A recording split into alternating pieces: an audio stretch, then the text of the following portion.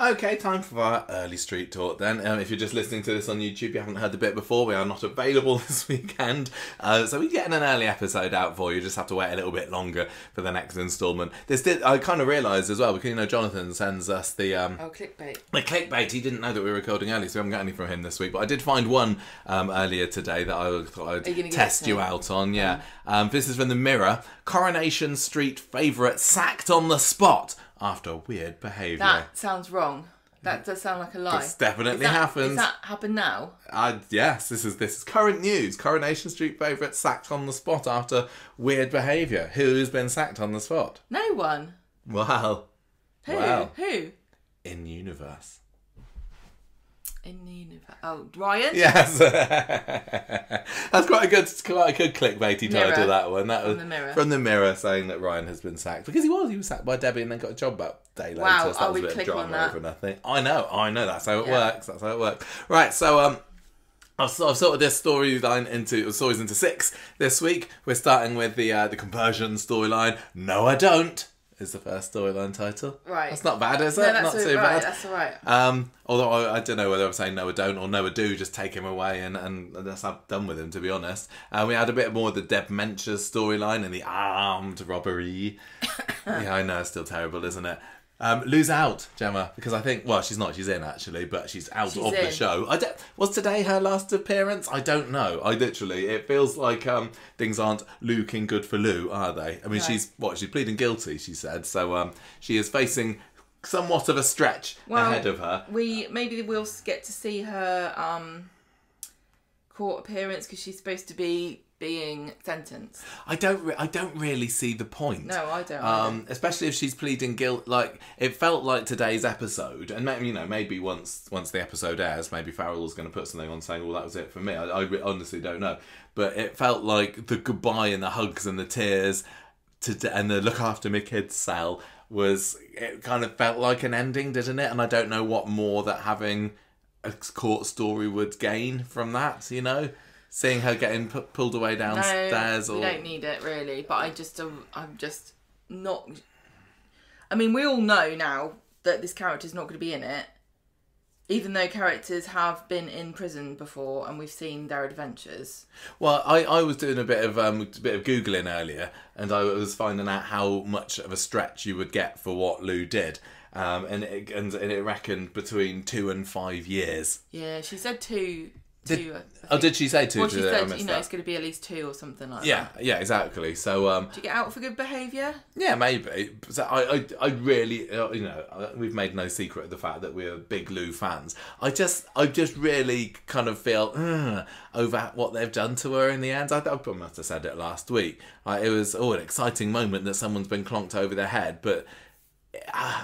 You can't complain about drama that has consequences. I can here because I don't want it to happen to Lou. I know. It was almost like we've only got this lady for a couple of months. How do we get rid of her? Oh, let's have her go off to prison. Well, I just wish they'd been able to fit in a change of mind. And I know it doesn't work like that. Corrie doesn't change stories that they've plotted out. So clearly this was the plan right from the start. And I get how Mick being sent down was within his character because he was always a bit of a violent so-and-so. But Lou was being portrayed sympathetically. She was a victim of domestic abuse. It looked like, she needed support. It looked like we were possibly being treated to, let's have the community rally round her. Maybe some people would still be a bit distrusting of her because of her husband, but maybe Sally would be on her side and she could have come out and been another kind of Abby-ish sort of character, couldn't she?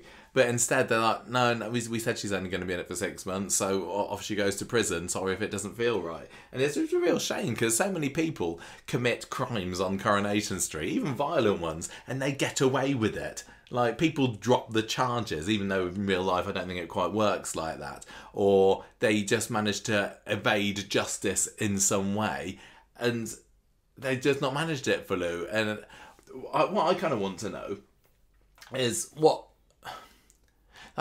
whenabouts in the process did Sally and Tim looking after the girls come into it? Was the beginning of the thought process like, right, we want Sally and Tim to have a fostering storyline. Where should we get children from? Or was it, we're going to bring in this family and then, wouldn't it be interesting? You know what I mean? Yeah. It's just a real shame. And I think Farrell is a real talent and she's a breath of fresh air. But if it is only, 2 years she's getting sent down for, maybe she gets let out early for good behaviour, we could well be seeing in her a year's time. I don't know, but exactly. I think it would be a huge mistake to not ask her to come back. I would hope that she would like to come back if they ask her, but you never know. Well, it looks like she enjoyed it, didn't she? No, she might have something else to do.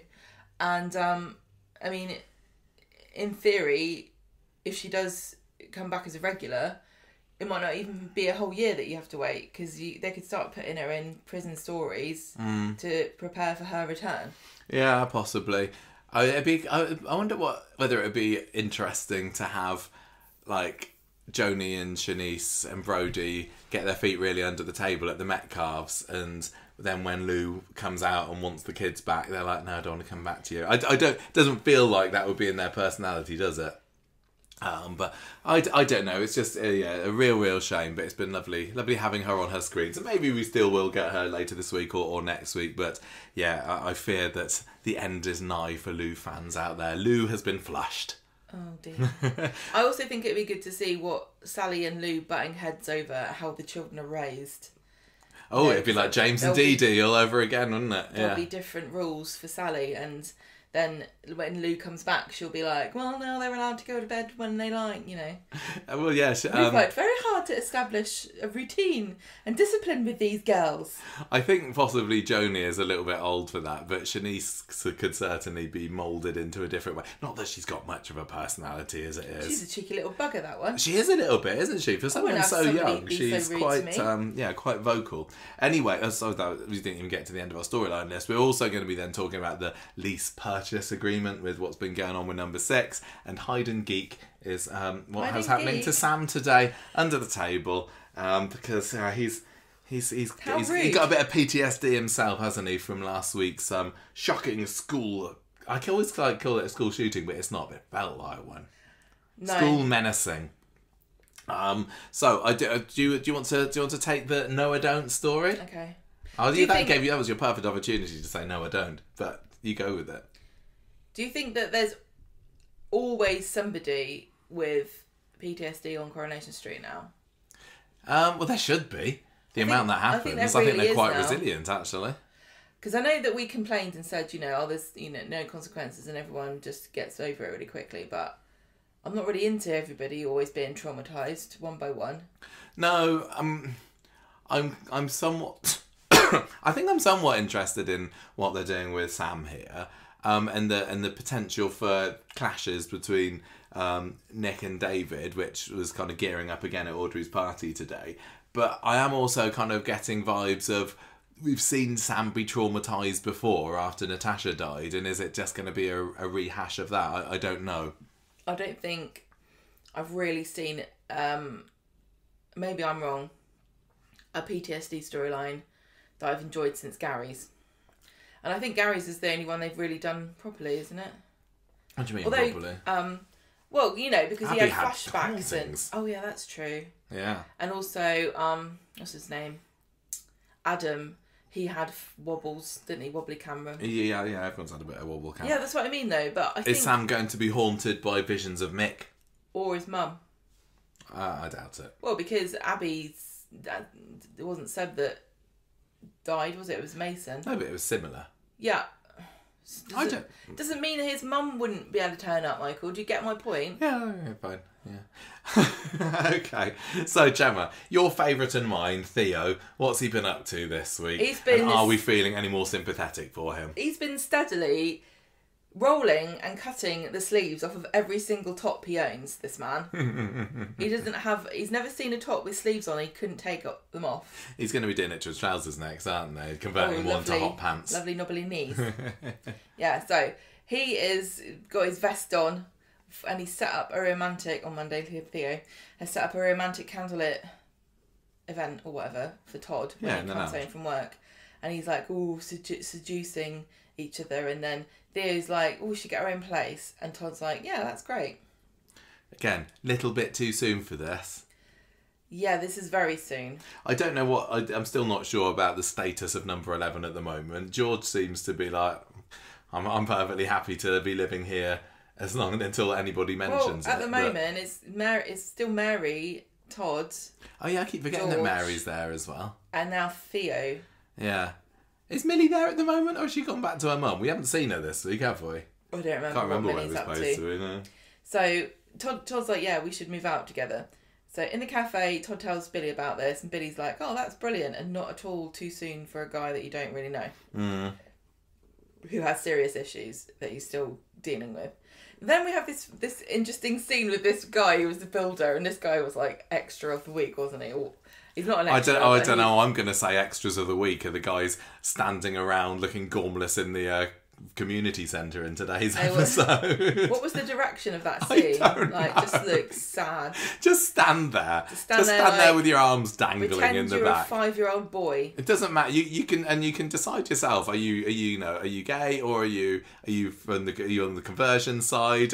Whatever. You don't need to give anything away in your performance. Yeah. We just need to fill the room a little bit. Is what I felt about them. If we could hire statues, we would. But yeah, we did get a speaking part for Mr. Burly Builder here, didn't we?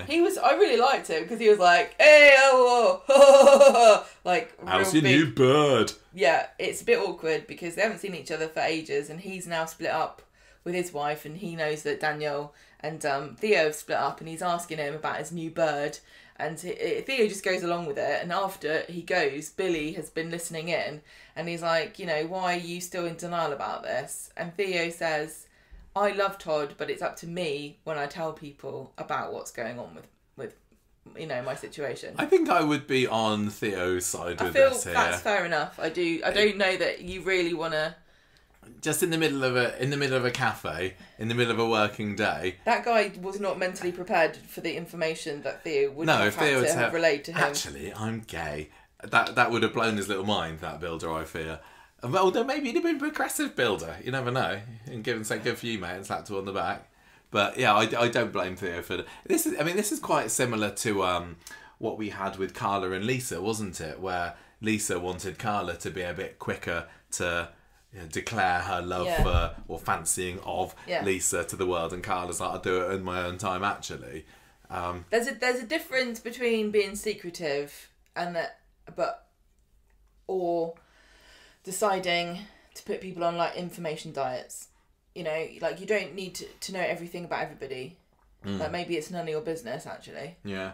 And I don't imagine Theo's going to see this man again. I don't know. But there's plenty of other people that he hasn't told yet, and just sharing it with random strangers or old mates in the cafe is probably not top of his priorities. Interesting, because he obviously has this business that he's suddenly become the owner of, and he's not making it a secret of it going out with Todd, really. So do his workmates not know now, or his subordinates?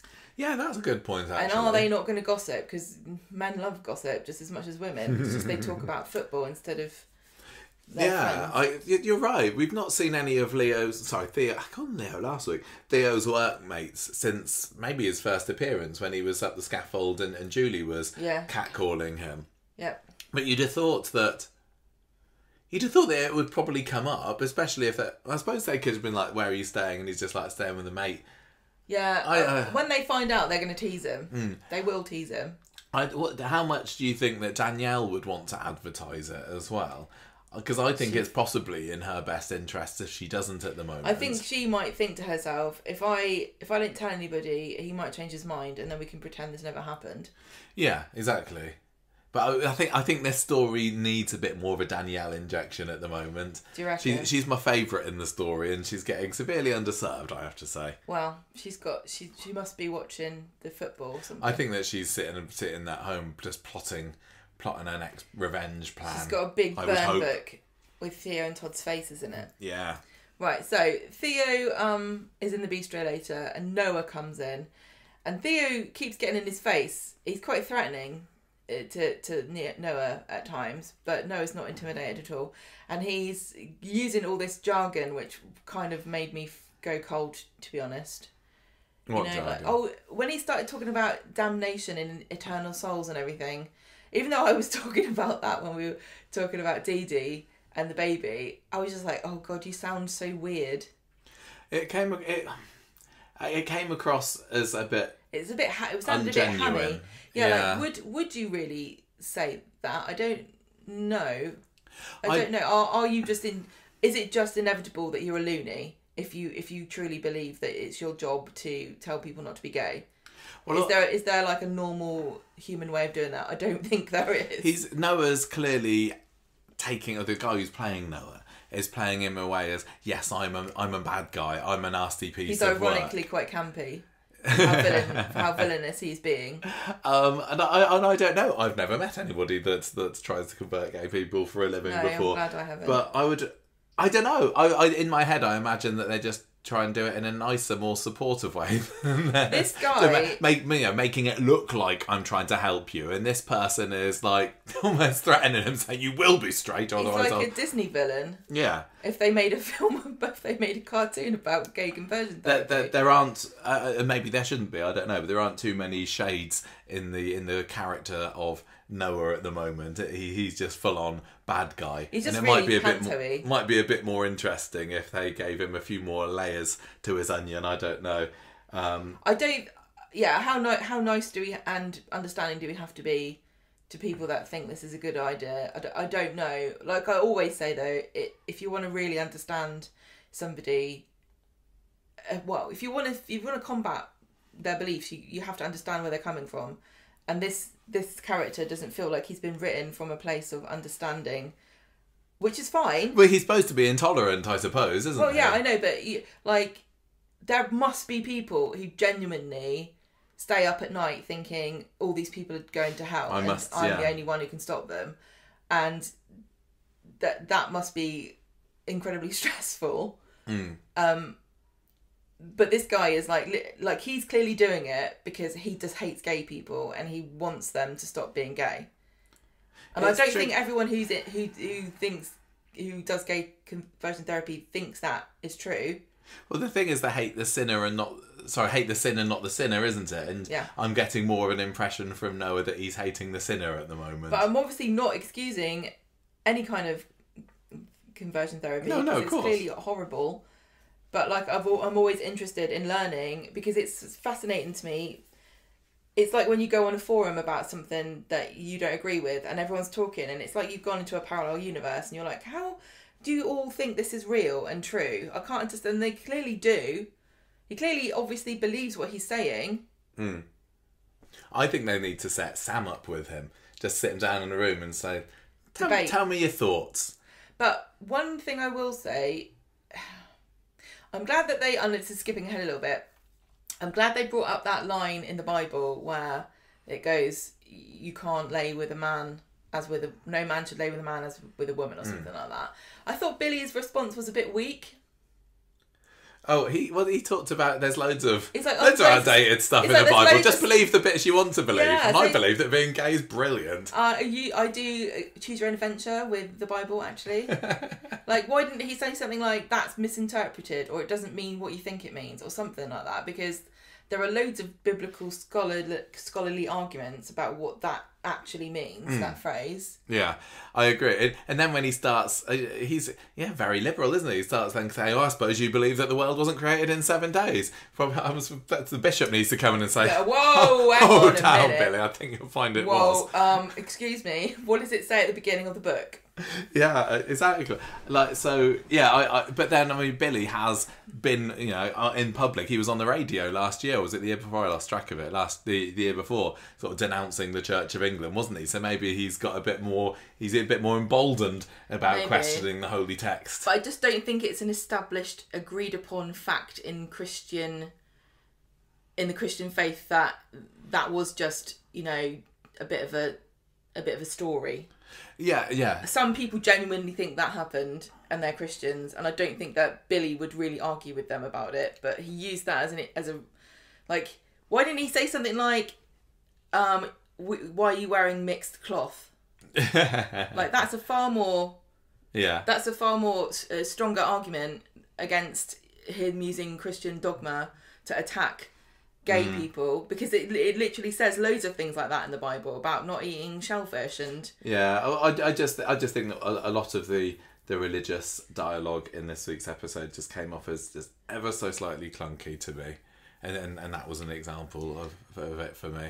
But I mean, you don't want Noah to be too sympathetic because you don't agree with him. But I think it's abhorrent enough an idea in the first place. Like, he could be the nicest guy on the planet. It doesn't mean that I'm going to sympathise with him because of what he's doing. Something that Bill Ward said to me earlier this week when I was chatting with him. Friend. You know, just when I was having that chat with ex-Corrie cast member Bill Ward. Who did he play again? Charlie Stubbs. Oh, that guy. Yeah, me and Bill were talking, and he said he saw the evil inside Charlie straight away, but they wanted to make sure that he wasn't 100% nasty, and he needed to portray him in a way that made it clear to the audience what everybody else saw in him who liked him. Like, he was a nice guy with Jason, and he said, you know, he rescued Roy from bullies once, and he saved Devon Sanita when Mad Maya set the shop on fire, and it's like, we had to have that. We couldn't just have him being out and out nasty, otherwise the viewers would be like, well, this doesn't seem genuine. He's a human there. No one is 100% nasty. And some people must clearly like him because he's a charming fella. And I think that in the case of Noah, some people must like him. Otherwise, he wouldn't be able to get to the position that he's in now. People wouldn't trust him. Billy's kind of shocked to see what he's up to. So it feels like, I don't know, maybe I'm thinking about it far too much for just this bit character, but I'd be interested to see a little bit more depth to Noah's character. Don't you think that it's probably because he is not a regular character, so it doesn't matter, he's just a villain? Yeah, but how long's he going to be in it? I'm not sure. I don't know where this story's going, and the whole bringing up Theo's past and the conversion part of it, I'm not all that keen in pursuing that particular avenue. But then I don't know what... No, the avenue that I want to pursue, actually, I do know, is not what? Theo, or having it go down the domestic abuse route, which we'd said before. And there was another bit at the end of today's episode where Noah and Theo meet in the street, and I was like, oh, go on, Theo. Just punch him in the face. It's not domestic abuse to punch somebody. No, but it shows that he's got a violent streak, exactly. But again, we didn't. And that's where I want the story to go. And the same with James. Like, he made these threatening noises to James a couple of weeks ago. Yeah. But nothing has happened there. And it feels like this week they've doubled down on, look, he's crying, feel sorry for Theo, and I just can't. I just don't like him so much. He's a massive cheat on his wife, and not particularly an interesting character. Well, I never liked and he's made threats, verbal threats to Todd, and he's just treated him despicably. Well, he roughed him around. Yeah, he said, I'm going to punch your teeth in if you ever touch me again. He roughed him up outside the kebab shop that time. Yeah, and I get that you're supposed to be thinking, oh, you know, he's had a very difficult past, he's very confused inside, sometimes that shows itself as such and such behaviour, but I still stand by the fact that he's not good for Todd. No. Todd can do better than him, and I feel sorry for anyone in his situation who is so thoroughly messed up as Theo is. But I don't want to see him pursue this relationship with Todd any longer than it needs to be, and I can't believe I'm championing a story where Todd gets abused, but that to me is more interesting to take Theo down the kind of villainous street. But then it turns into, is it a victim blaming story? And I'm interested about where this goes, but I'm not necessarily at the moment thinking, oh, this is going to be a great story. Nothing can happen to Theo to make me like him.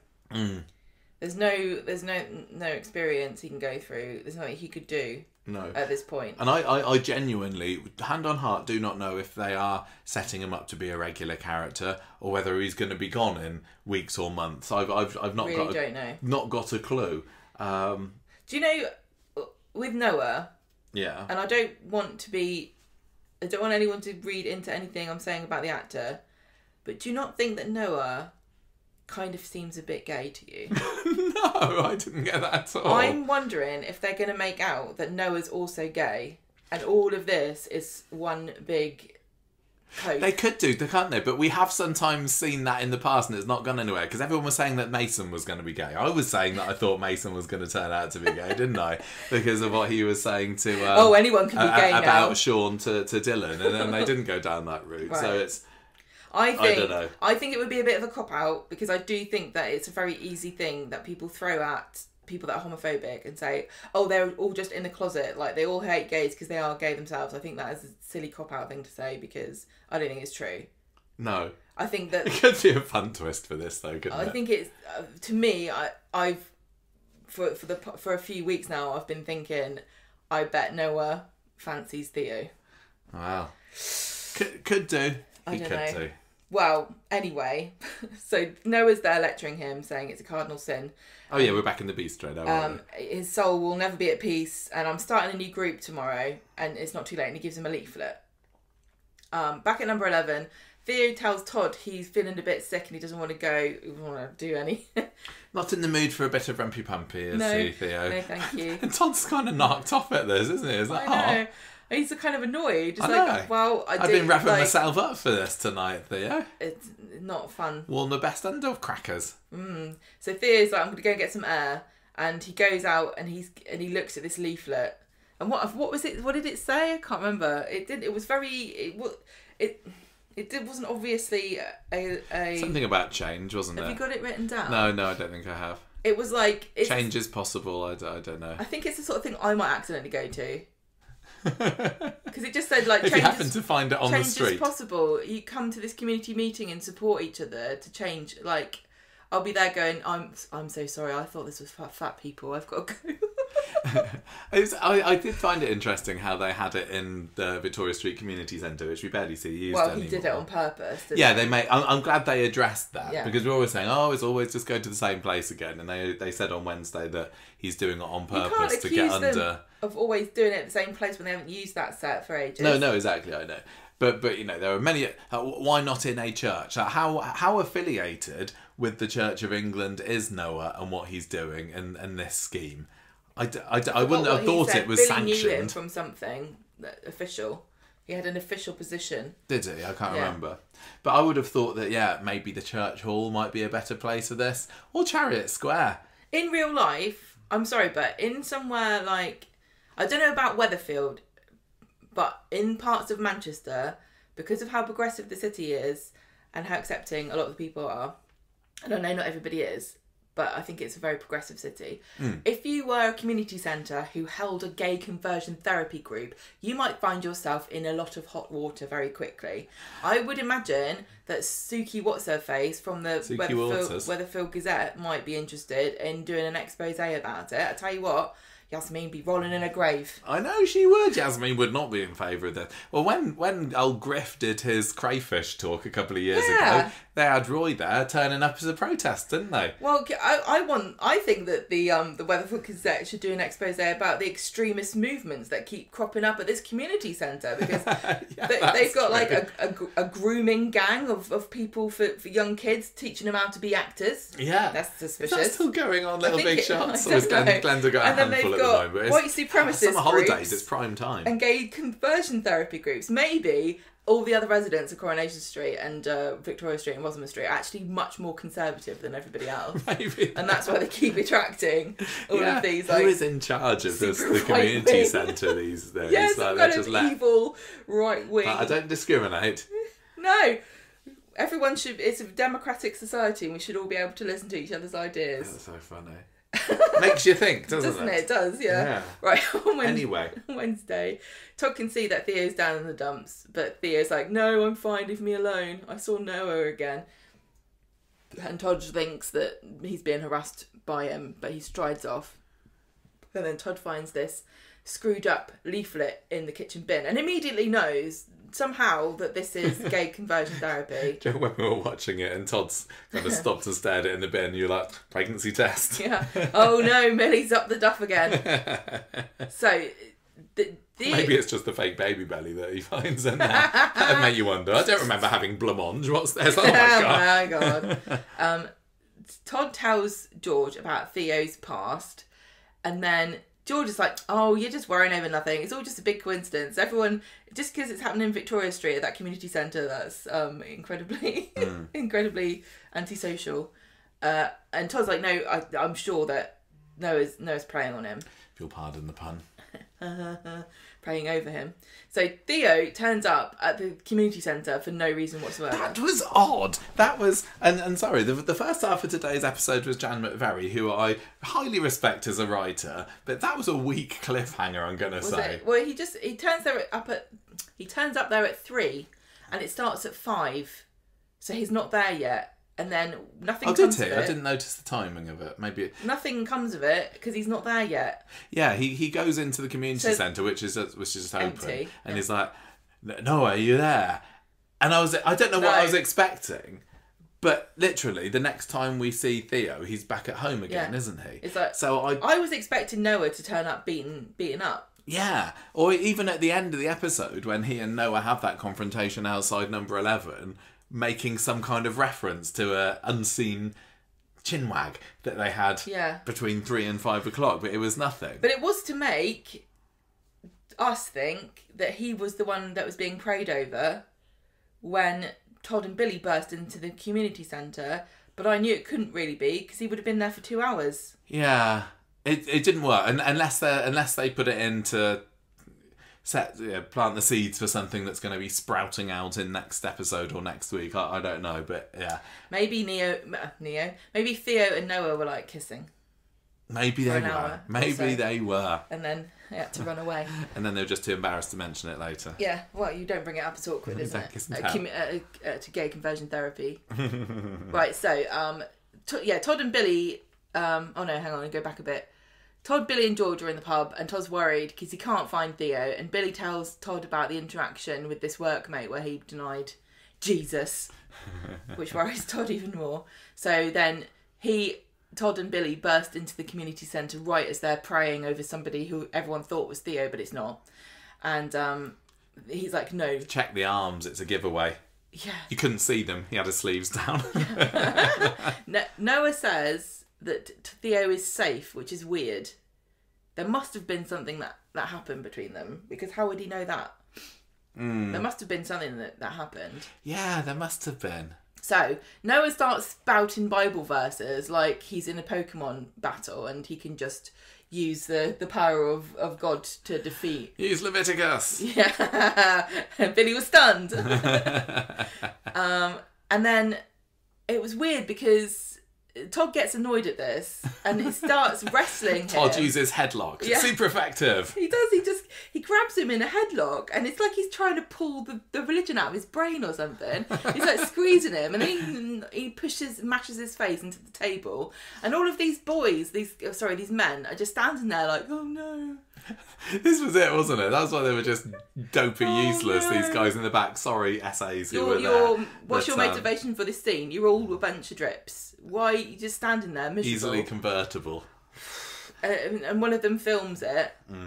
Yeah, they were not the prime crop, were they, really? No. They were all very sad. They're obviously all really traumatised, I guess. Is that what we were supposed to think? Maybe.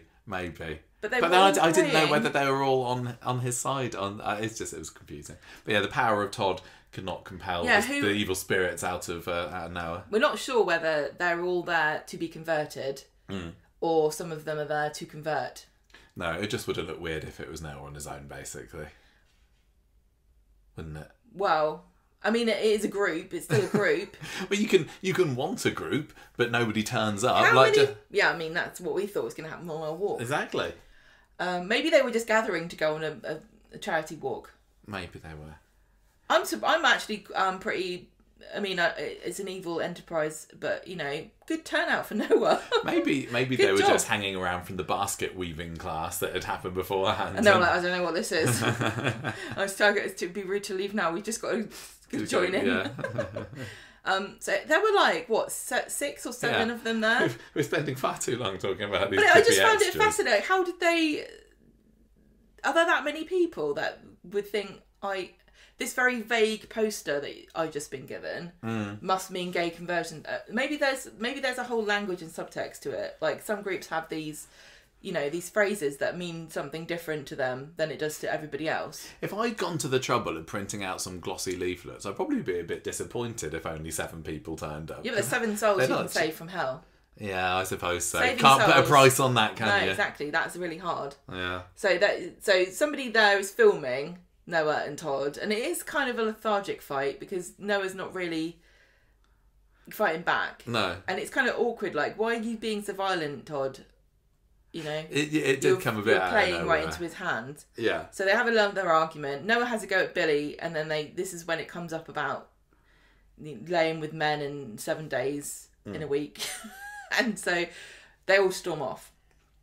And George comes home and finds that Theo is on the sofa crying and talking about how weak he feels. So yes, he must have had a conversation with him, with Noah. I don't know. I really don't know. And did anything happen and we completely missed it? It's not beyond the realms of possibility. We did watch this one quite early this morning, didn't we? We got up at 7 for this one. Right. But yeah, I Theo can cry as much as he like, but it just doesn't work on me. And I'm not. We are definitely not the kind of people who are like, men shouldn't cry, because like all the stuff with Billy and Paul last year was so moving, and I don't. I would hate to think that I'm the person that would just not, go. No, we're not. We just don't really like Theo. I know. But I'm just kind of like anticipating what people might say. Like, I just hate Theo, and there's nothing he can do. So maybe you need some conversion therapy to make you like Theo. I'm a bigot. Send Noah around him. I hate Theo, specifically for Theo. So he's just saying, "Oh, I feel weak," and George is like, "No, cry on my shoulder," etc. Meanwhile, Billy and Todd are coming back from the community centre. I like this conversation. This felt like a normal conversation that characters on Coronation Street don't normally have, where Todd's like, "Oh my god, I was filmed then. Do you reckon they're going to use it? Do you reckon he really was filming me, or just like pretending that he was filming me?" And Billy's like, "I think he was, yeah, really." These kind of things do have a habit of going viral around these parts, don't they? And he's like, "What if Noah tries to get me banged up for assault? What's Theo going to say?" And Billy's like, "I don't know, mate. Let's just go get drunk." So they go to the pub. I wonder whether... how underground is what Theo is doing? I know he's advertising it, but like you said, Manchester is a very progressive city. Yeah? Noah, sorry, yeah. And it feels like if it gets out there too widely, he's going to have the whole population of Canal Street come marching down on Theo. And you mean Noah? Yes, Noah. I could, the same name, isn't it? And yeah, giving him a good seeing to. In a bad way. Okay. Don't know about that. It doesn't feel like the sort of thing that you would want to go on about. But then maybe you do if you're just saving souls. Aren't there people preaching weird things all the time? Yeah. I don't know. It's a very diverse place, Manchester. So there's room for all kinds of prejudices. So Theo's still with George, and he's like, "Why can't I just tell Noah to do one? I can't. Nothing should stand between me and Todd or whatever." And then Theo's like, "The power of shame is pretty strong." And Todd walks in and tells him that he's just went to this therapy group and he's just beat Noah up. Theo's not very happy about this because he was going to beat him up. No, he wasn't.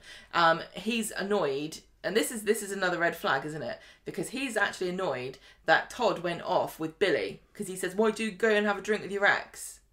Like, let's just ignore all the other stuff that's happened. And let's focus on, like, the most boring, uninteresting part. A little bit more of jealousy bubbling away inside Theo there, do you think? Controlling behaviour. Yeah, oh, good. Yeah, so, and he says, Theo's saying that Noah cannot cope with Theo being a living, breathing proof that what he's doing is doomed to fail, and he tells Todd that he's committed to him. So this is interesting. Why can't Noah cope with that? Because he's gay. Don't know. Theo tells Todd that there's no way he's going back to the sessions again. He says, "I don't want to change, because I don't want to give you up." And then Theo and Noah meet on the street, and Theo squares up to him and says, "You're gonna have to let me live my life." And then Noah's like, "Rescuing sinners is a 24/7 vocation." That was so cringe. Yeah, I mean, how at what point is he just going to give him up as a lost cause? He always just looks really smug, doesn't he, Noah? Like, Yeah, at some point you must just think... Something. Well, I mean, this is a soap, so some kind of dramatic thing will have to happen to make Noah not be in the show anymore. Yeah. What would and that it's not be? going to be Theo converting the way he wants to, is it? No. Taking him away. So although that's what happened to Zoe Tattersall, isn't it? They didn't manage to rescue her from the cult in Irav. And last seen disappearing off with Bern Gorman. I don't know. I think that probably Noah might resort to some kind of desperate measures that will probably see him carted off by the police. Is it illegal what he's doing? I don't really know. I don't know. They wanted to ban it, didn't they? I don't know. I don't know much about it. The government wanted to ban it, and they talked about it, but I don't know how you can really. I don't think it is at the moment. Isn't it? I don't agree with it at all, and I think it's terrible. But maybe he'll try and kidnap Theo or something, and he could be done for kidnap, possibly. It's a very confusing, specifically. It's a very confusing thing to try to ban, because it's like banning somebody from thinking something. Mm. Well, I don't know. We'll see. But and a lot of those men were there. Well, and Noah didn't force any of them to go. No, some really people sad. want to be converted. It's really sad that they feel that way. But should you make it illegal, or should you just work on improving society to the point where nobody wants to go to these things? And I know that it will take a lot longer. Yeah, it just kind of made me. I can't remember how we said Billy knew Noah earlier, but I wonder whether Noah knew of Billy's little bit on the radio a couple of years ago and what he would think about that. Well, it's weird because Billy had no idea that Noah had any of these, thoughts and beliefs. Yeah, I don't he's see not been handed a leaflet. How can he? It's not like this was a clandestine group meeting at night in the shadows in the woods or something. He was in a local community centre and he made flyers. How does Billy not know what this guy's getting up to? Mm. And how has it never come up in conversation the whole time? If Noah's job is 24/7 saving souls from being gay, why has he never brought this up? Probably not well. It's probably £90 a week on job seekers. How has he not tried to save Billy's soul? If I was Billy, I'd be offended actually and say, why didn't you save my soul? Yeah. Rude. Right, okay, so that was that story. Let's move on to what Debbie's been up to this week, which has just been a little bit of a 2-day adventure with Ryan, really, hasn't it? You're fired. You're fired. By the end of the 2 episodes, they're pretty much back to where they were when they started. Monday's episode was weird because it felt like, and this is going to sound weird, a Wednesday's episode, and Wednesday's episode felt like a Friday's episode. How so? Because Monday's episode felt like flailing around for the point. And I think we said that when we recorded our short. Like, what really happened there? I don't know. It was all about just treading water, really. And kind of that sometimes happens on a Wednesday, doesn't it? Where they're like in the middle of the week going, oh, God. I don't know. I don't associate in particular. Wednesdays really did feel like a Friday. And maybe it was just because we were watching it and knowing that we were going to have to do a podcast that day. I don't know. I'm not sure. It just felt a bit conclusive. Do you know what I mean? All of this, it was just, to me, and maybe there was more, and maybe we'll realise there's more as we talk about it. My initial viewing was it was a case of Debbie doesn't like people treating her differently because she's got dementia and she's got enough of her faculties at the moment, and she's in control of herself. So yeah, don't treat me differently, and I can still do this. But we've already had that from Debbie, and it felt a little bit. They run out of ideas for her already, which I would assume isn't the case. Do you know what I mean? Yeah. But maybe this is the thing with this is a long-term story, and it's going to be probably a long time until Debbie is significantly different to how the Debbie that we know and love. But they're still seeming quite insistent at the moment at throwing stories at Debbie, even though they're not necessarily necessary. Give the woman a break. Sue Devaney has probably got quite a bit on over the next few years in Coronation Street, and putting in little stories like this, I don't know, to me just didn't seem particularly needed. I would like her to have a lot of stories now. I suppose that's the point as well. While she's still herself. Yeah. Okay. Well, there was also a little bit of Carl stuff on Monday, wasn't there? Because he turns up at the garage with a bruised face, and it looks like he's taken a bit of a beating from the people who he owes money to, which Abby notices, and he's like, "Oh, I just tripped out while I was walking around on my phone. What an idiot!" Don't want to talk about it though, so that we obviously know that there's something going on there. Meanwhile, back at the hotel, you got Ronnie reminding Debbie. Oh no, this was at the cafe. No, this was at the shop actually, wasn't it? Ronnie telling Debbie that a health and safety guy's coming over today, which worries Debbie as she's forgotten about it. And we've seen a few instances now of Debbie forgetting things and then immediately thinking, "It's my dementia. Is this it? Is this it?" Which must be terrifying because she knows that she's been told that she's still going to be herself for the foreseeable future, but I can imagine that every time you think you forget something, this is the beginning of the end. And am I ever going to be normal again? But everybody forgets things all the time. But it doesn't mean you've got dementia, but you're going to be looking out for these signs everywhere now. It's horrible. Which I guess must be this, it's going to happen with any long-term or terminal disease. You're going to think, is this it? Is this it? But, oh God. So yeah, it was just the health and safety man that came round anyway. Did anything happen with that? I can't remember. We got a moany customer. We got a moany customer at the hotel, didn't we? Having a go at Debbie after not being able to get to sleep any of the night because of being allergic to something or other. Was she saying that the pillows were making her sneeze? I don't remember. But the Debbie, she also gets filmed. Everyone's just filming characters having rants this week, aren't we? Because this woman films Debbie having a go at her and telling her to bite her at the end, but that didn't turn into anything either. I'm a bit worried now because I'm thinking that maybe somebody's starting a YouTube channel of like on the street Weatherfield clips, and that could blow up. Well, it could be just a spin-off from Abby's Kev the Crank series, couldn't it? And now it turns out that everybody has a bit of a rant if this mood takes them. Well, my question is, is there a reason why these are not being filmed on someone's phone? When somebody's pretending and you see their phone screen and it really genuinely is exactly the same as what's happening in front of it. It's not like they pre-recorded it and she's just pretending to go along with it. It is them filming her on their phone. Why could they not just upload that to their TikTok or something? Who, Coronations? Yeah. They do sometimes. Not all the time, though. No. I don't know. Anyway, so Debbie's having a bit of a mood with this customer, but Ryan tells her that he's charmed the lady into deleting the footage later, so that's all okay. And in exchange for this, Debbie gives him a big old smackaroo on the lips to thank him. This is what then spirals into the big misunderstanding, disagreement. What did you think of this?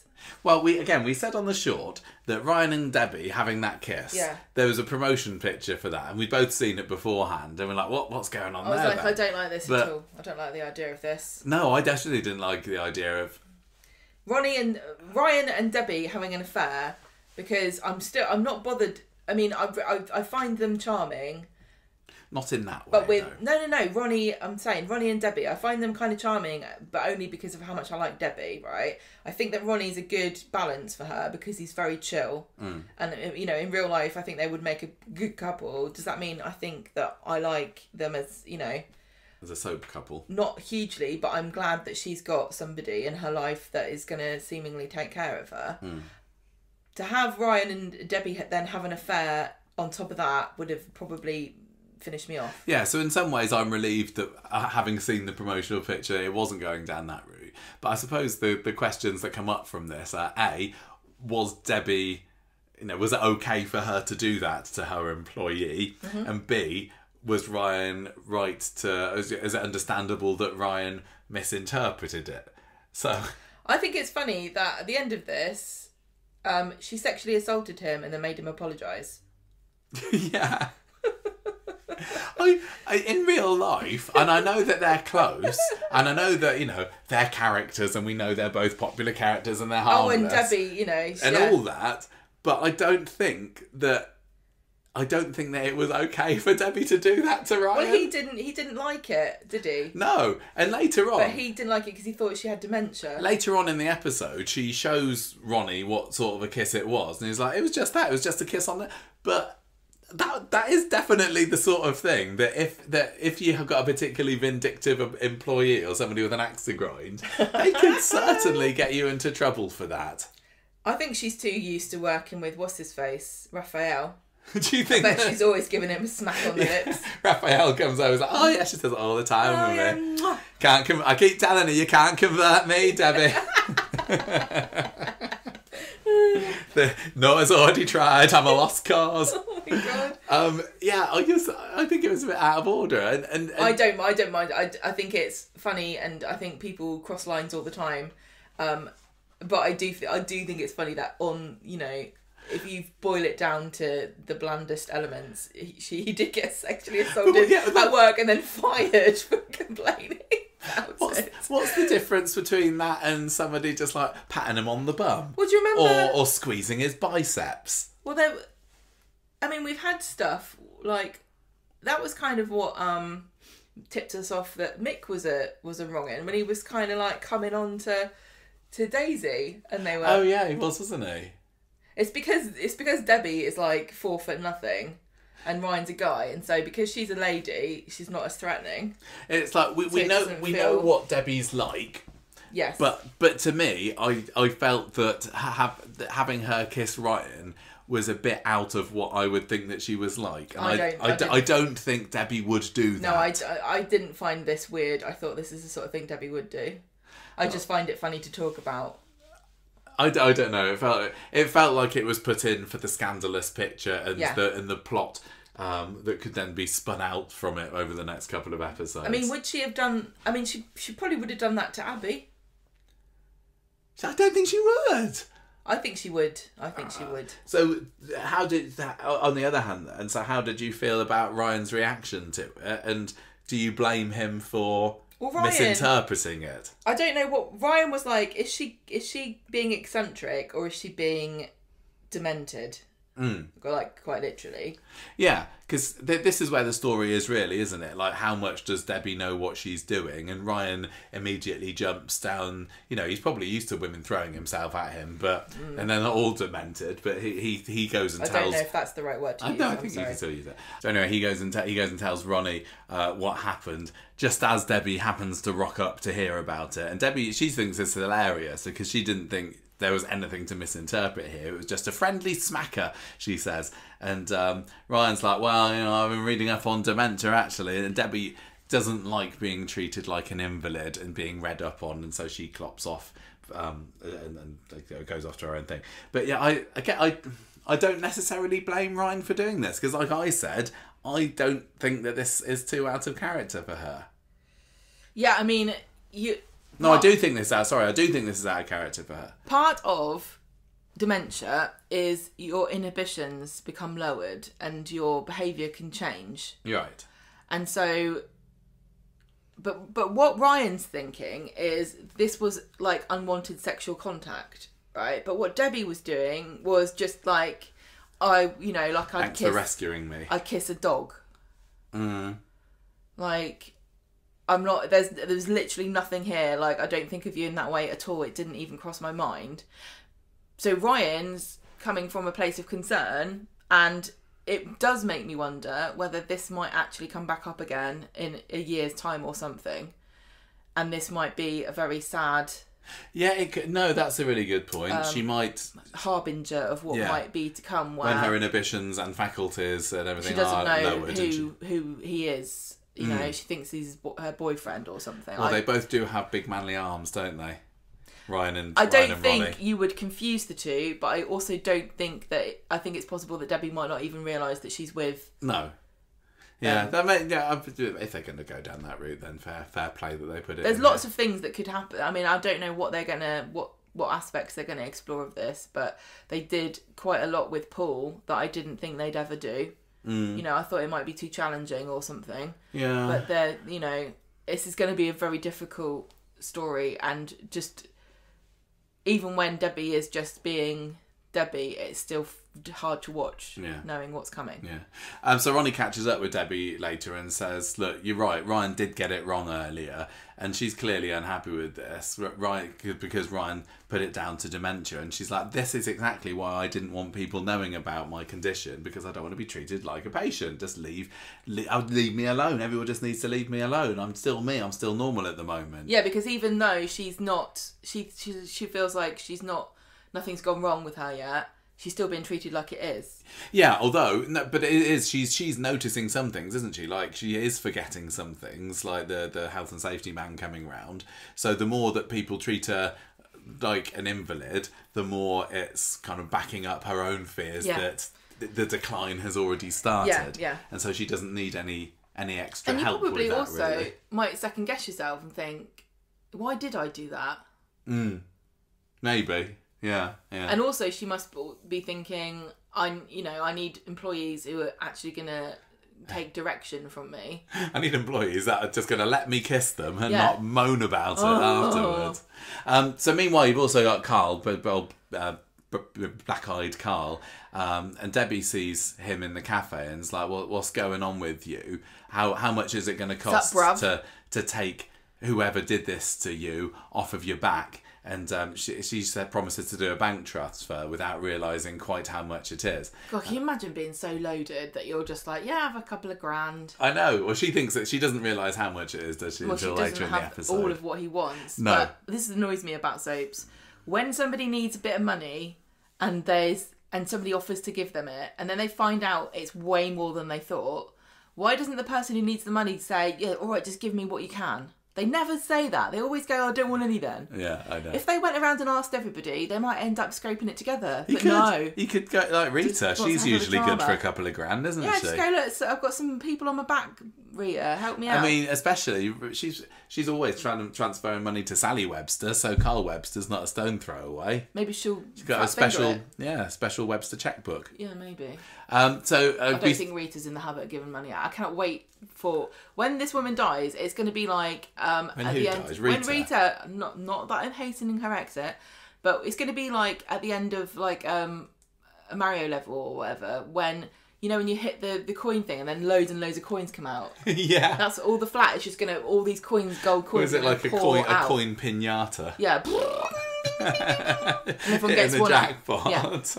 Yeah. We see Carl on the phone later on promising that they're going to get their money by the end of the day, and Abby overhears this conversation, and this is when she finds out that he's in debt up to his eyeballs. And I hated this little interaction. How has this happened? What has he got? What's he done now? Because it's last the same time debt as before. Yeah, but last time we saw him, he was getting loads of money from the MOT scam. Is he still doing that? I assume that's still happening in the background. Well, these loan sharks are not wanting to wait much longer, it seems.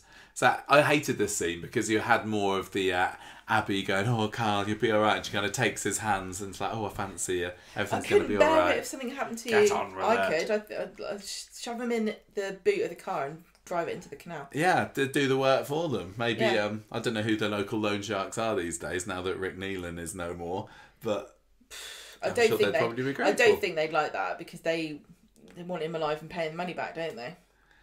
I think if you did that, they'd say that you had to pay them the money now.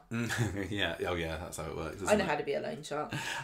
So Ryan tries to talk to Debbie about the whole misunderstanding later, and he says, "Look, I'm really sorry for misreading things." He tries to talk to her about her condition again, saying that it's really common for people with dementia to be in denial, and she fires him.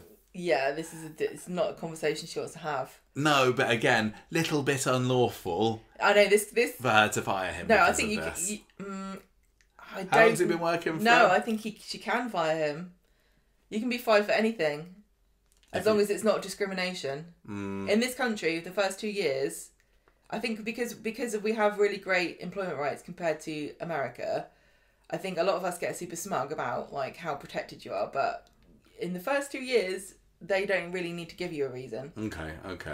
You can't be fired because you had a baby or you're a woman or. It was I'm still going to say it was a massive overreaction on Debbie's part. Oh, I know, but I do proved by the fact that she gives him his job back the next episode. I do love on Corrie when people just get fired out of nowhere.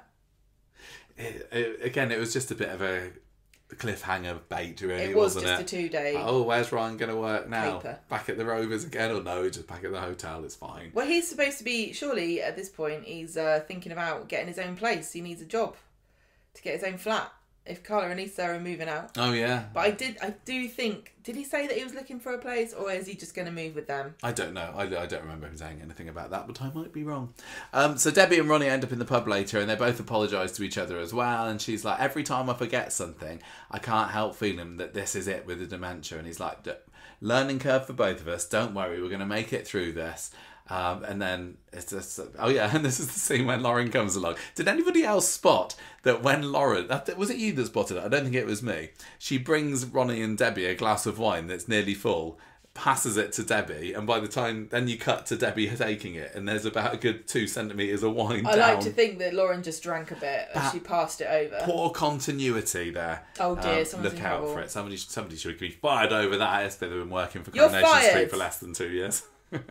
Anyway, I think Carl I comes think over. we'd be fired for this podcast. Carl comes over. We've been doing it longer than 2 years. We're fine. Oh, that's true. Carl comes over and is like, "So Debbie, about that money you said that I could have, could I have it now? Like maybe £50,000 worth?" And Debbie's like, "It's £50,000. This is serious money. I can't give you that. Sorry." And then Carl tries to smile it off as Debbie and Ronnie leave the pub. So that's kind of This was that's bizarre. the end of that. This was really bizarre because if my brother came to me and desperately needed money, and I found out that it was 50 grand, I wouldn't go, oh well, it solves the problem from my perspective. If it's not enough money and you need 50 grand and I don't have it, that's the end of my involvement in this story. Wouldn't you be like, what the hell have you done? How have you got 50? What are we going to do about it? She's got enough to worry about at the moment with. She's got dementia, don't you know? Well, he's played his cards now because he's asked her for the money, and we thought this story for ages was going to be Carl not telling anybody that she had dementia and using it to siphon money away I'm from sure her. they wanted us to think that as well. It was definitely looking like it was going down that route. But is he going to do that anyway? Is he going to take the money off her and go, no, you said I could have that. You said I could have 50 grand, don't you remember? He could, yeah, possibly. Because the money problem's not going to go away, and it feels like Debbie... That's what I mean. Like, Debbie's like, oh, well, not my problem anymore. But equally, it's going to have to happen quite quickly, because I don't think those loan sharks are going to wait for the... So, oh, yeah, the filming block's over, is it? Okay, we'll come back in 3 weeks. Yeah, 3 weeks It's like, no, I think they want that now, so it wouldn't surprise me if Monday's episode... or Friday. Friday's episode, yeah, even. We get a little bit more to that. Because Abby and Kevin are away now, aren't they? So I guess Carl is left in the house on his own. Well, Carl's gonna He can be up to rob no the good business probably. He could actually. He could do something in the garage while they're away, couldn't he? Take advantage of it. I know. Is Tyrone... He's only semi-working there, isn't he? Because he's also looking after Doran, allegedly, at the moment.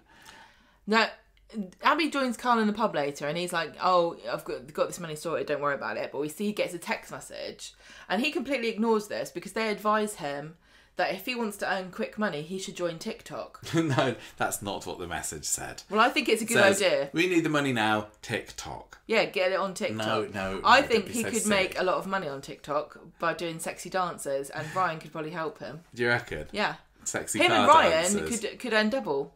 You reckon? Ryan, at this point, Ryan's unemployed Posing too. for photos like that one of Tyrone and Alina in front of an exploding car. Yeah. What was Ryan on? That wasn't Ovids. Ovids. Yeah, maybe you can get him on that. Yeah. Don't know. Well, Ryan's probably firing it up with all the selfie lights. Right, Wednesday comes along and Debbie is back to the whole flat thing. Maybe I should have put this in the other story. I don't know. But it's related to this story because Ryan's there, because Carla and Lisa are both out somewhere, so they have to have a bit of an awkward exchange, and they talk about the fact that he was fired yesterday, and Debbie's like, no, I'm not going back on it. I fired you, and that's it. I've still got all my faculties, me. So Debbie and Carla meet up at the pub later, and Carla's like, oh, what's gone on with you and Ryan? What's happened here? He cares about you a lot. I think maybe you were a bit harsh on him. He made a mistake. So at the end of the episode, Ryan comes round to the hotel to collect his stuff. Debbie gives him his job back, and then everything is back to normal, basically. They have a hug. They have a hug and everything's fine. Yeah. But how does he know that's not unwanted Well, sexual attention? exactly. Did she squeeze his bum while she had her arms around him? because and he's like, it's just a joke. It's just a joke. yeah. When he hugs her, you see his face, and he just looks devastated, and he's saying, like, I'll be here for you every day. Yes, they do have that little conversation, don't they? So I suppose, even though it feels like this goes back to being exactly where it was to begin with, there is some kind of step forward in the Ryan and Debbie relationship, and he's committed to being a main character in her story over the next couple of years. Yeah. Oh. He's like, I'm good at long-term stories. Did you see the acid attack one? I wasn't off your screens for like 8 months. And she's like, this could go for 2 years, Ryan. Do you think you could manage it? I've got it in me, Debbie. My scar's going smaller every time, so yeah. So yeah, I found this story this week just kind of fine. It's an interesting reason to talk about employment rights, isn't it? Yeah, that's about all I got out of it, really. We're covering all kinds of topics today. Gay conversion therapy. With only 2 episodes as dementia, employment rights, sexual harassment at work. Now we're going to talk about insurance fraud. Because we're talking about the armed robbery. Storyline. Had to do it properly, didn't I? More Dev this week, which is what we wanted. He appeared on the final scene of last week, and he was proper devving it up for most of this week. But in the last scene where he comes back absolutely fuming, having heard about the party, I kind of got a bit of whiplash from that. I was like, I do like Dark Dev, but I wasn't. Well, I need to sometimes be prepared for it. He caught me by surprise. He's terrifying. He's like, if he was my dad, I would never put a foot wrong. You know, because he would pull up the whole, I'm very disappointed in you. Yeah. And that's just devastating. Get it? I get it. On Monday, Dev is telling Aadi about, this robbery thing. It wasn't your fault. And he's feeling dreadful about it. Dev and Bernie are talking about getting married. And Aadi walks out. And Dev says to Bernie, I think, I'm getting a bit worried. Yeah, Aadi's looking proper terrified. Not just, he's had a couple of dramas recently, hasn't he? He's not making his own life he knows that he needs to tell Dev about it because he knows how these things work and Dev's going to find out. But he's just make it awkward about it, and he knows that it's going to let him down. So, Aadi tells Gemma and Debbie about the robbery as though it was real. Yeah.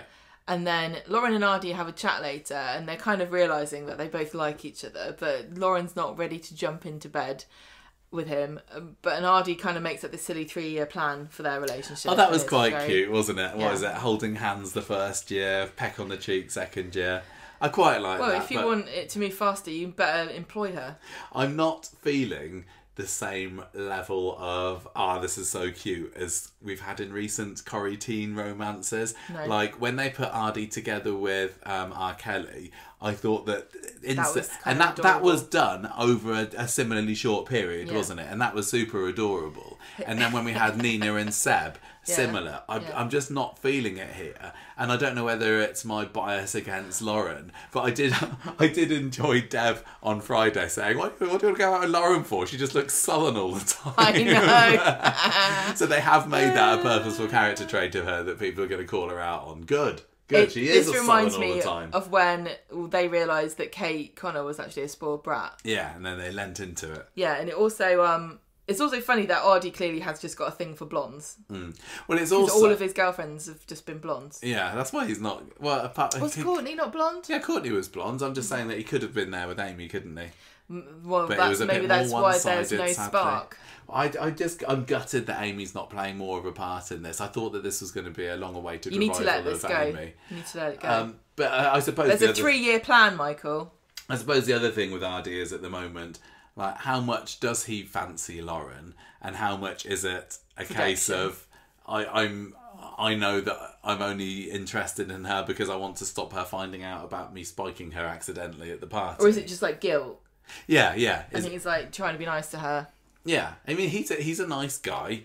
He doesn't mind that she's got a kid, apparently, and I could see that, and she's a lovely looking lady, but it's got disaster written all over it, hasn't it? There's no way that this can last once she finds out what happened at the party. No, I don't think so. So Dev asks Aadi if he could have a chat and asked him, what's up, You've barely spoken to me since I got back. And I was like, just really tired, too many early mornings. Dev pushes a bit further, and just as Aadi is about to confess, Bernie walks in and gets the vibes and like puts a stop to it. I think there were 2 scenes this week, I remember, where Aadi's just about to tell Dev. Yep.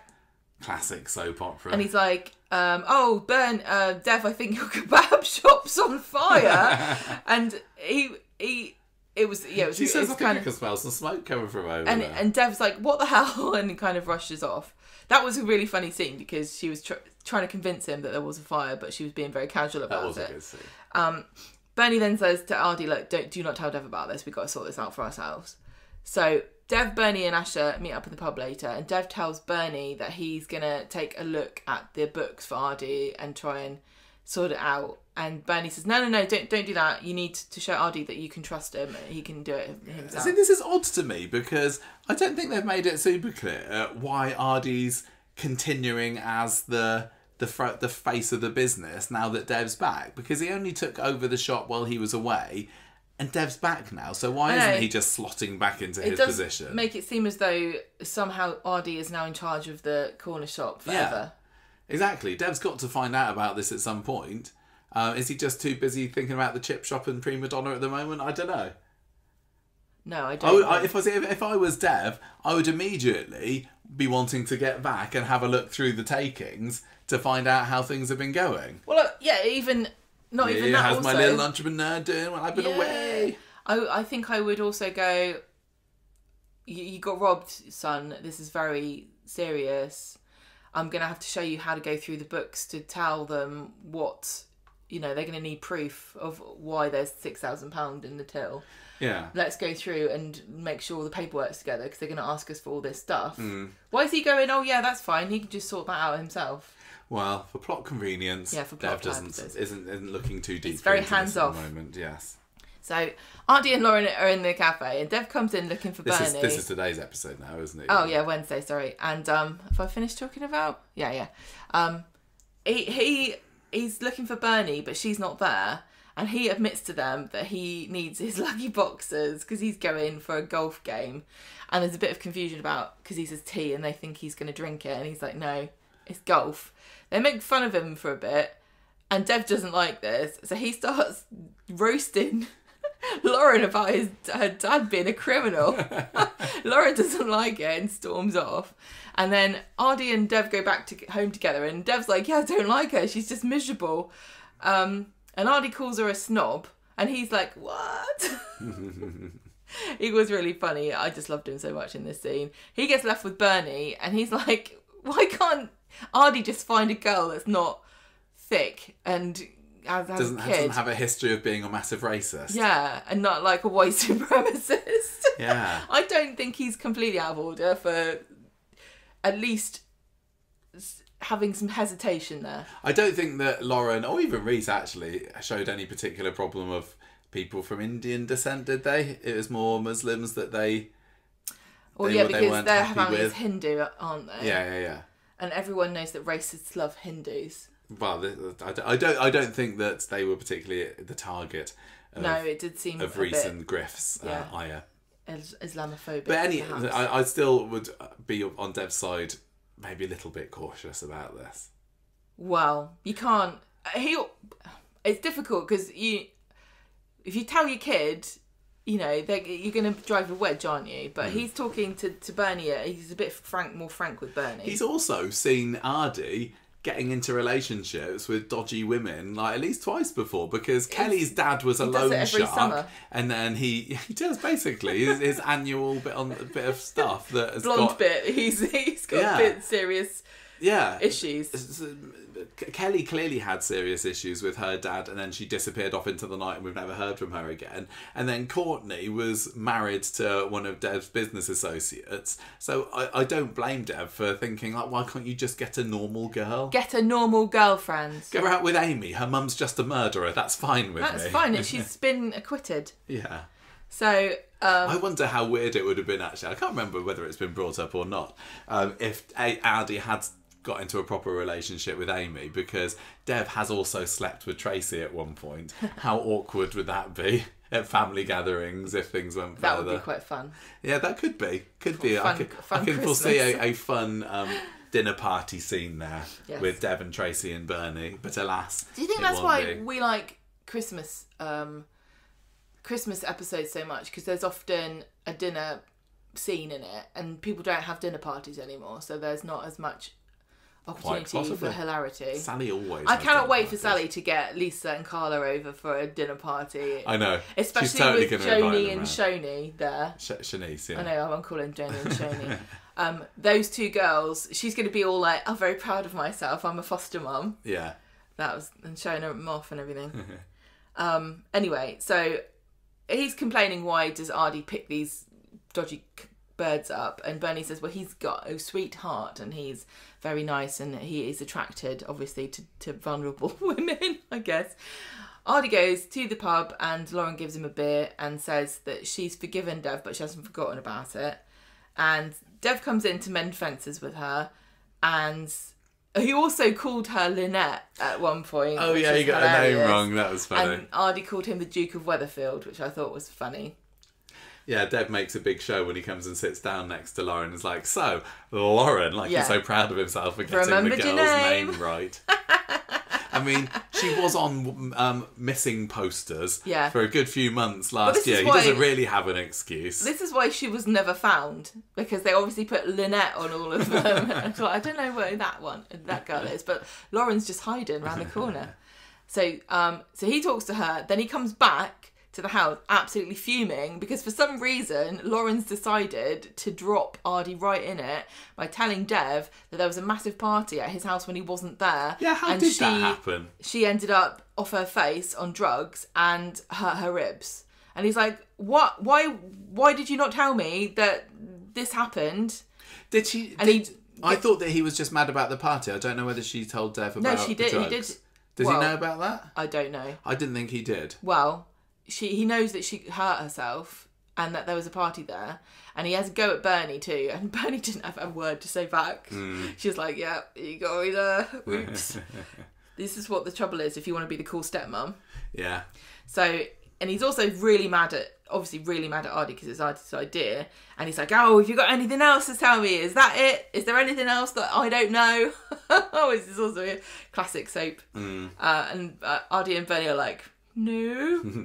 So Dev goes upstairs and then Aadi says to Bernie, the insurance company are going to call me tomorrow. And Bernie's like, you don't tell him anything until this is all sorted out. If you want to tell him, probably shouldn't, but wait at least. Was it? I can't remember. Was it that the insurance company are getting back to Aadi to tell him whether they are think so, agreeing? Yeah. It doesn't feel like there's anything that would make them not give him the money. No, it all seems pretty legit at this point. There's no reason to not. I think that they're probably going to want to string it out a little bit longer and they'll give him the money. But he's going to find out, obviously, at some point. Yeah. And the question is whether he'll stay quiet about it. Oh my gosh. I don't know. I don't know. It feels like he would want to have his son be taught a lesson.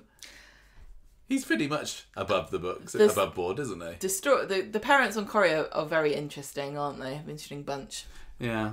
Anyway, that was fine, that story. I didn't love it as much as I thought I would. But there wasn't much to go on, was it? It wasn't particularly meaty plot this week for them. And then we got the Lou story. Is this the last one? No, there's still got a couple of little mini bits left. So not a whole lot. We kind of covered it earlier. Really, is basically Lou's going to prison, and that's that. Sally tells Shanice and Joni on Monday that they're going to go and see their mum in prison. Brody's like, I'm not going because he's still hurting after Mick disowned him last week, and he's being a bit, he probably blames his huffy mum now about because it. he wouldn't even be in the situation if she hadn't slept with Kit. Yeah.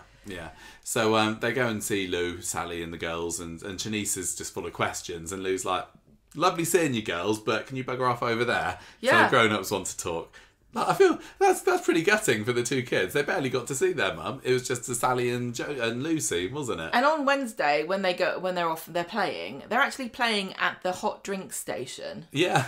Which I would be absolutely infuriated by if I was visiting at the prison and I'm trying to put sugar in my tea and the two little children are using them as Polly Pockets or something. So poor old Lou's having a bit of a weep, saying, "Oh, it's horrible here. I need to get out. My kids need me.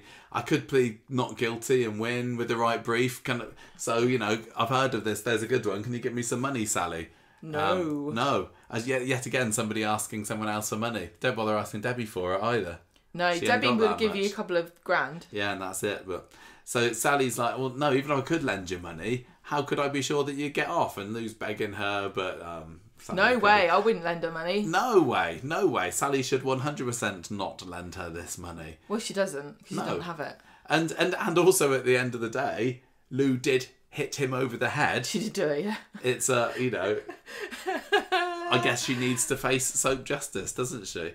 So the tables are kind of turned on Wednesday, where Why did she hit him over the head again? she wanted money off of him. Everyone just wants money off What of does she people. want money for? Because she needs somewhere to stay. She need for the rent, I think all it was. Now Mick's not about to earn the builder money for them. Right. They want to stay living in Maudsley Street. The person who works at like the council housing office is just sitting there going, no one's coming today. It's very... Normally have loads of appointments. So there's a second visit on Wednesday's episode. They're all making cakes at the beginning of the day. What a domestic scene. It was such bliss, wasn't it? Yeah. And Tim is... I loved that Shanice. She was being a bit of a madam, She's wasn't cheeky. she? Saying, You've got a big bald head. big bald head. And You everyone need was 10 going, ovens to put your head in. How funny and charming. No. I didn't mind her. I think that she might have the potential to be annoying. Not yet. Not no, yet. I think still she's. enjoyed I think her she's today. fine. It's cute, but I would never have spoken to an adult like that when I was her age. No, but I get the impression that the McCallists haven't been brought up with quite the same They morals. obviously feel free to express themselves. Yeah, exactly. So they go along to the prison, and Lou's pretty much given up by this point. She's like, "Yeah, I'm going to go down for a couple of years." Sally says to Lou, "Look, I'm going to try and make Brody understand what you've had to go through with Mick." And Lou says, "Oh, he already knows. He's seen it. Just please don't bring the kids to see me anymore. I don't want them to. I don't want to be in the show anymore. Don't want to see them. I don't want them to see me locked up here. I don't want this to be what they think of when they think of me." And she's crying again. It's like, if you're Sally, you're like, are you Sally's planning like, to "Yeah, die okay." in here or something? And then they She'll say get their out goodbyes, again. and that was it, really, wasn't it? They have a big old hugs, and then, as I say, quite possibly goodbye, Lou. Yeah, maybe. It's very much understood and assumed that Sally and Tim are going to keep these girls, know. isn't it? It feels a bit of a fait accompli, but I feel that there's maybe a few more hoops to jump through and Well, in paperwork real life, to I sign. think the social worker in this story is like, yeah, fine. Yeah, I suppose your main characters. Yeah. How long's your contract? How long have you two been married? Oh, that's a long time. Sounds like the I think you writers might want to keep you break up together. soon, though. So yeah. What's this? Tim was being very good with them, Yeah. the kids, and then Lou gave him a massive hug, didn't she? And she's crying, very emotional. Yeah. Do you think it's the right thing to do to not have your kids visit you? I don't. No. I mean, it's good. It makes sense in the show if the character, the actress is. But they don't have left. to show it, do they? No, they don't. But I just don't like the idea of Lou being miserable and alone. no, I know. But she says, "I don't want my children to remember me in prison." But they're not going to forget you're in prison. No, I mean, I suppose they can still have phone calls with her, can't they? But we saw how much Shanice was begging to go and see her mum. And she's not going to stop just because Lou says, "I can't see you anymore." Poor old Shanice is desperate to see her mum, and it feels a bit cruel not to. When you're little, you don't care No. about where you are. You just love your parents. And obviously, there's no question of them I think visiting Mick, apparently. I think it would be harsher on Joni. I think she's a bit older to understand what's going on here. But also, I'm just thinking, those two girls are going to change so much in 2 years. She's going to miss so many things. Like, just seeing them change, and that's sad. Yeah. But anyway, we'll see, won't we? Maybe some people who have a parent in prison would say, no, it was utterly traumatising. I hated going there. I wish I hadn't been forced to. But maybe some people would say, oh, my parent went to prison and I wasn't allowed to see them, and it was devastating. Yeah. I'd want to give the kid the option, probably, but I'm not in prison, so it doesn't matter. I think we should not commit crimes, Good but plan. it also doesn't matter because we don't have any children. What, I'd want you to bring the cat in to see me. Do they let that happen? Oh my god. Pet visitation. You get your kids can come in. You can have your conjugal rights if your spouse comes in. Where's the pet's day at the prison? Pet day. That would be amazing. They totally should. Well, in some prisons they let them keep animals, don't they? Because when we went to the Isle of Wight, they had a prison there, and the birds that were in the zoo that we went to, what was Monkey World or whatever, they were from the prison. Oh. Because they let them keep pets. You're right. Because I've heard that it helps you, if you're in prison, it helps you to kind of feel responsible for... When you're in prison, you can have phone calls with anyone, I assume, as long as they're on your list. You can be visited by anyone can join your visitors list. But is there no way that you can contact your pets? I bet you can't talk to your pets on the phone. No. That would be the worst. That's so cruel. Abby does... meow when you're on the phone. Oh yeah, that's true actually. Can you visit your pet in prison? Are you just Googling it? No. You can't visit your pet in general, prison. you cannot visit your pet in prison. Okay. Well, maybe this is just when the pets are in prison. That's just like a catter, isn't it? Right, come on, let's move on. What's Lisa been up to this week? She's also been a bit sullen, hasn't she? Well, I think her cat's in prison for some kind of really horrific crime against humanity because it's been banked up with no possibility of parole. And no consideration of, shall we go and get this cat now? No, war crimes. I just think it's hilarious that they're buying this new house and they're not even spoken at all about their flat. They haven't spoken... It's like they've forgotten it exists. What flat? Oh, her flat. The Swain flat. Who's buying this house? Are they buying it together? Yeah, I think so. I know that it's boring, but I would sometimes like there to be a slight discussion of logistics. Like, what was that Mars movie? What? Where he poos in a bag and eats the potatoes that come The out Martian? of it. Yeah. That film was, and the book especially, was just like pages and pages of him working out the maths and it was like super, super involved. But on Coronation Street, I think probably what they did was go into the estate agent, write on a bit of paper, turn it over and slide it across the table. And then the estate agent picks it up and nods. And that's the whole, then the house is yours. Yeah. There's nothing to sign. Well, there's no boring forms. The fact that Debbie was already measuring up, she's like, I'll be moving in here next week, I assume. It sounds like it because she's saying to Ryan, have they booked the movers? Yeah, the removal van. No, because we've just literally decided to buy the house and it's going to be about 6 months. Yeah, in real world Not that terms. we're bitter. I hate buying a house. Right, on Monday, Lisa's in her jammies and these did cause a stir on Twitter because she did look quite nice in them. They were very, very glam, very nice pale blue Statue of Liberty-esque. She's feeling down in the dumps even though she looks amazing. She feels inadequate and she says, Carla, I'm done. Because she thinks that her career as a cop is over because she doesn't run to danger anymore. In the factory, Michael sees on Carla's computer that she has emailed Logan to ask to be put on his visitors list. And so Carla tells him that she's doing it because Lisa's tying herself in knots over Becky's death and she thinks it's worth a shot to see if he can tell her anything. And Ryan says, I think this is a bad idea. So Carla comes home from work later and Lisa's kind of perked herself up a bit and she's running another bar. But she's also expecting... It's not Ryan, it was Michael, wasn't it? I have written Ryan. Oh, yeah, sorry. Michael thinks it's a dangerous move. It was Michael. She's running a bath, but she's also getting chips. I'd rather have a bath after I've had my chips. But she's saying, I'm going to put all my energy into getting my career back on track. It'll all be fine. And so Lisa goes to get the chips and Carla texts Michael and says, you're right. I shouldn't contact Logan. It's a bad idea. One of our friends was messaging us the other day saying, Carla and Lisa are always having baths. And that's the only way that they show their intimacy. It's true. They're probably like a pair of wrinkled prunes underneath those jammies, the amount of baths they have. I hope number 6 has got a bath.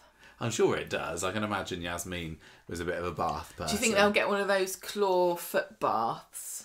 Yeah. Really posh, like big, nice scroll top. As I say, if you're going to have a bath every day, which this pair seem to do, then it's a good investment, isn't it? Well, look, I don't want to... us having a bath because we're shower people. Yeah, far be it from me to even dare to say anything rude about Swala, because I never would, because I'm too scared of Swala fans. But I'm just going to point out that there's a drought going on, and I'm not allowed to water my plants with a hose. Oh yeah, I've got a hose pipe ban now, so I think we should have a bath ban. I think that at the very least they need to get the buckets out. When they've had their bath, they can use that to flush the toilet. But I don't think that's as romantic. No, you're true. Okay, nothing particular. Well, they do share the bath, so does it work out, you know... Yeah, maybe. Does it work out less water? Maybe. Do they make Ryan go in at the end? What else happens? That's it. Yeah. Contacting Logan would be a bad Cara idea. agrees not to go and see Logan. But did she accidentally send this email? I don't think so. Or okay. I don't know. But yeah, nothing a whole lot happened there, but it was some nice scenes there.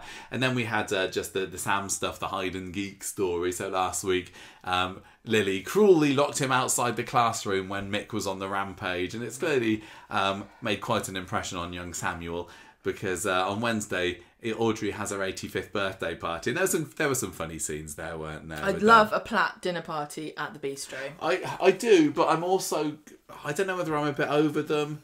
It feels like it's a well that they keep returning to. I know, but we besmirched Platt chat, and they haven't brought it up again since, because they're embarrassed now. So I don't want them to stop having their funny parties. It was kind of sad having a Platt bistro party with no Gail there, though. Oh, I know. Her absence was noted. It's definitely a cliche. Like, none of the other families do this. No, well, that's because there aren't any other big families on the street. They're the biggest Platt family. This is what Coronation Street needs to do. They need to invest in making the families bigger. No wonder they struggle when there's nominations for best family, because some of the soap awards do have that now, don't they? And it's like, I don't know. This family with three in them. This family with three in them. Yeah. The Platts have got a dynasty there, but literally nobody else does. Maybe that's what they're trying to do with the Metcalfs, getting Shanice and Joni involved just to bump up the numbers. Maybe that's why they're so desperate for Brody to join in. But Shoni and Joni. Everybody else seems to, like you say, be a family of 2 or 3 if you're lucky. I mean, the Barlows are a big family, but they're all dispersed, aren't they? And they're more like cats. Yeah, I mean, who have we got there? Whereas the Platts are like a pack of dogs. I suppose if you had a Barlow family dinner, you'd have Ken, Adam, Daniel, Tracy, Amy. Yeah, I suppose there's them. But I think that is something that Corrie's lacking at the moment. No, I agree with you. The Platts are the biggest family. But they shouldn't be the only family. I wonder if it's the same or similar on other soaps. But they've rejuvenated a little bit by adding Leanne and Toya, haven't they? Yes, and their arguments that was funny. That was all the arguments and the discussions over what people have got Audrey for her birthday were quite fun. What did she get? She got a nice silk scarf from Sarah. She got a Fresh Ghost voucher from Shona and David. That was hilarious. And then Leanne bought her a bottle of fizz. Yeah. And it's come Fancy fizz. And then I can't remember. I think that Toya must have bought her a candle or a jar of face. It was like a green glass jar, so maybe face cream or a candle or hand cream. But Leanne's smug expression as she's clearly one-upped Toya with her present there. Did I leave the price on? Yeah. Oh yeah, it was, wasn't it? She's so funny. That was great. That was great. And they have chats about Kit as well, don't they? Who couldn't make it to the party? They're all teasing Sarah about Kit. Well, and they're making fun of David being short again, which I do quite enjoy, but it makes me feel bad as well because he's about the same height as me. But that was kind of fun. Yeah, Audrey saying, who was it? Leanne said to Sarah Lou, if you ever split up with Kit, send him my way. And Audrey's like, get in the queue first. It was quite fun. Yeah. But basically, it was all just a bit of preamble to Sam going missing and Leanne finding him hid under the desk in the office because he's still traumatised by last week's Mick on the Rampage incident. And I felt so bad for him. He's just like, I guess things get a bit too much for me and I just need somewhere quiet and alone and safe. And I totally get that. I think we all need escape pods. Yeah. I've definitely hidden away in places somewhere and like, I've got enough. I've got to go somewhere else. Back in my old school, and this is going back 16 years or so ago, I would occasionally go and stand inside the cupboard in my classroom. Now my classroom at the moment doesn't have a cupboard, but I used to just sometimes go there when things were getting a bit much, and it is kind of nice sometimes, isn't it? Just to be able to say, just leave me alone a bit. Yeah. But I do fear a little bit for Sam and what this is. Is it going to be more of a Sam's traumatised story, or is it going to be a Lily versus Sam and their parents? Because David is still insistent that Lily didn't do anything wrong, and I think we did talk about it last week, didn't we? And I think I was of the mind that It's every man for himself. In the moment, I don't think that Lily did it on purpose. She didn't. She wasn't locking Sam out. She was locking herself in, and he was on the other side of the door. But for Sam, it must have been really traumatizing to like fear for your life for some reason. For this man that you don't know why you would. Anyway, so he's scared. A murderer. He knows he's a murderer. He doesn't murder little boys. Yeah, but Sam's only... He didn't know this. Well, he's scared, and seeing your his cousin, right? Yeah. On the other side of the glass, and knowing that she's just locked you out, and you could get killed, and your mum's been murdered not that long ago. Yeah. You would freak out. Yeah. So I'm hopeful that we might get a bit more of this. It just feels like a nice change. A lot of the other stories that we've been getting this week feel like they've been just running a little long. Like the Theo and Todd story is a bit long in the tooth at the moment, and Debbie's dementia has been going on for a while, and it's still going to. Even though the McCarlis antics feel like just circling the same kind of sort of stuff again. So having Sam and the Platts, who have been fairly quiet this year. I know we had the fire and everything a few months ago, but I certainly wouldn't be adverse to them spending a bit more screen time together next week or on Friday or whatever. But anyway, that's it for this week's Corrie. We both agreed that Monday's episode really didn't do much to light our fires. Did I say bobbins or? Yeah, we said you said bobbins for Monday, and I followed suit with that. But then you really liked today's episode. You said today's was banging, and I was like, it was okay, but it wasn't banging. It's really funny how when you watch it, you have a reaction, but when you read out what happened, I feel like I always seem to like it more.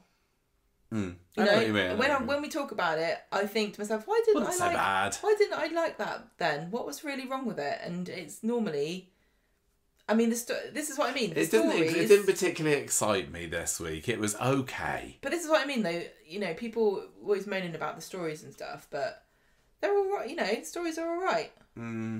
There's always a lot. There's always a range. There's always something different going on. There's always it didn't do quite enough to either excite me or make me think, oh, you know, this script is brilliant. This is really jumping off the page. It was only 2 episodes, and they did the job. I'm going with 3 obsolete injunctions that reflect the time the Bible was written out of 5 for this week. That, Billy, and play it to the bishop and get you fired.